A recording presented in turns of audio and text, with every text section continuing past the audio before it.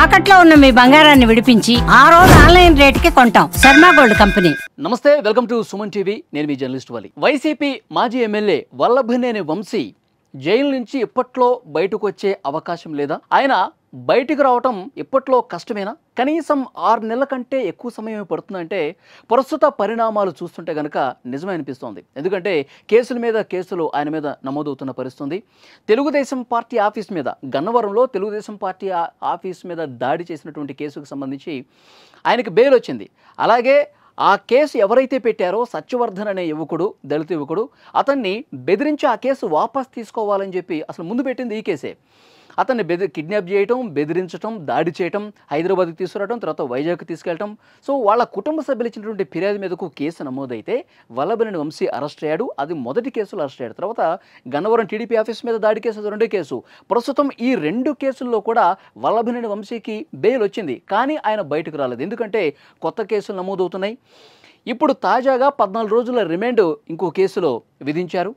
ఆ కేసు ఏంటంటే గన్నవరం నియోజకవర్గంలో 2019వ సంవత్సరంలో తను అధికారంలోకి రావడం కోసం, అంటే మళ్ళీ ఎమ్మెల్యేగా గెలవటం కోసం వల్లభనేని వంశీ నకిలీ ఇళ్ల పట్టాలు రూపొందించి పేదలకు పంచిపెట్టారు.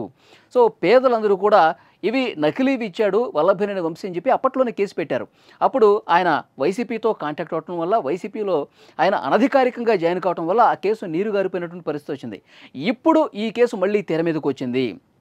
ఆయన పేదలను ఏ విధంగా మభ్యపెట్టాడు? తహసీల్దారు సంతకాన్ని ఫోర్జరీ చేయడం, అక్కడ ఆ తహసీల్దార్ కార్యాలయానికి సంబంధించిన స్టాంపులను కూడా ఫోర్జరీ చేసి పేదలకు నకిలీ పట్టాలు ఇచ్చినటువంటి పరిస్థితుంది. ఆధారాలు కూడా జడ్జి నిజమని నమ్మారు. ఆధారాలు కూడా చాలా కరెక్ట్గా ఉండటంతో 14 రోజుల రిమాండ్కు పంపించినటువంటి పరిస్థితుంది. మరి ఆయన బయటికి రావాలంటే ఈ కేసులో కూడా ఆయనకి బెయిల్ రావాల్సి ఉంది. ఇంకా కొన్ని కొత్త కేసులు ఉన్నాయి. గన్నవరం నియోజకవర్గంలో తన అధికారాన్ని అడ్డం పెట్టుకుని వల్లభనేని వంశీ అక్రమ మైనింగ్కి పాల్పడ్డారని చెప్పి మైనింగ్ ఏడి గన్నవరం పోలీస్ స్టేషన్లో ఒక కేసు పెట్టారు. ఇంకా ఆ కేసుకు సంబంధించి పూర్తి స్థాయిలో విచారణ జరుగుతుంది. ప్రాథమిక ఆధారాలు కొన్ని కనిపిస్తున్నాయి.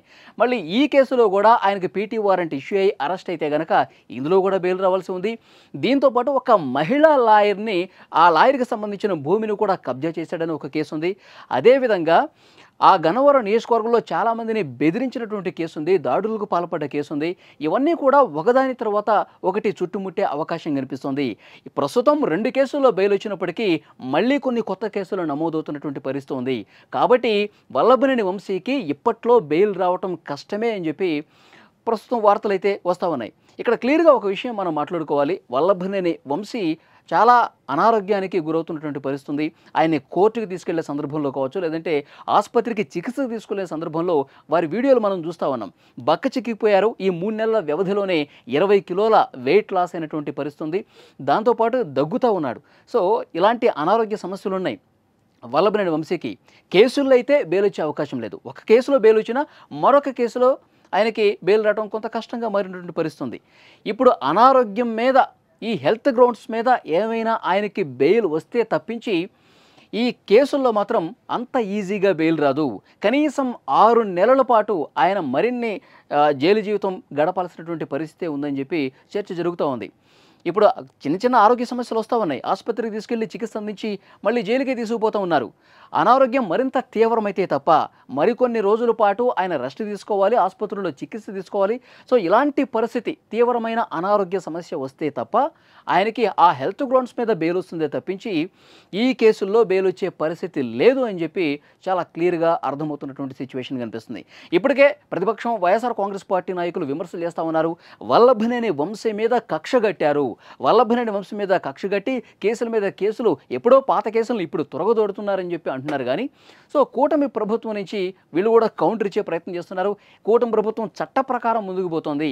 ఏవైతే కేసులు నమోదవుతున్నాయో ఆ నమోదవుతున్నటువంటి కేసుల్లో ఎంతవరకు ఆధారాలు ఉన్నాయి, ఎంతవరకు సాక్షులు, ఈ రిపోర్ట్స్ ఉన్నాయి, వీటన్నిటిని కూడా పరిశీలించి అతని మీద కేసులు నమోదు చేస్తున్నారు తప్ప ఎక్కడ కూడా కక్షపూరితంగా చేయట్లేదని చెప్పి కూటమి ప్రభుత్వం వైపు నుంచి కూడా వైఎస్ఆర్సీపీని టార్గెట్ చేస్తున్నటువంటి పరిస్థితి.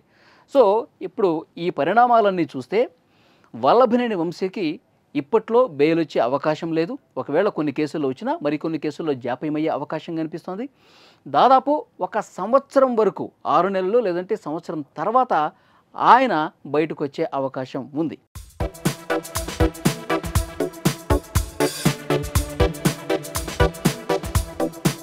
నమస్తే.